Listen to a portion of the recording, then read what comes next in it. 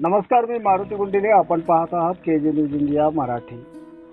जळकोट तालुक्यातल्या गव्हाण गावातील भाविक भक्तांनी दिले गणरायाला निरोप. मिरवणुकीनंतर गणेश उत्सवाचे विसर्जन. लातूर जिल्ह्यातील जळकोट तालुक्यातल्या गव्हाण गावात बालगणेश मित्र मंडळाच्या वतीने 7 दिवसीय गणेश उत्सव साजरा करण्यात आला. हा उत्सवाचे आयोजन गव्हाण गावातील डॉक्टर साहित्य सम्राट अण्णाभाऊ साठे चौक येथे साजरा करण्यात आला होता. तर गणरायाची 7 दिवसाकरिता स्थापना करण्यात आली होती. 7ही दिवस सकाळ संध्याकाळ गणरायाच्या मूर्तीची भक्तिभावाने पूजन करण्यात आले. तर 7व्या दिवशी 2 सप्टेंबर रोजी गणरायाच्या मूर्तीची भव्य मिरवणूक गावातील प्रमुख रस्त्याने काढण्यात येऊन संध्याकाळी 7 वाजता या मिरवणूक व या उत्सवाचे विसर्जन करण्यात आले आहे.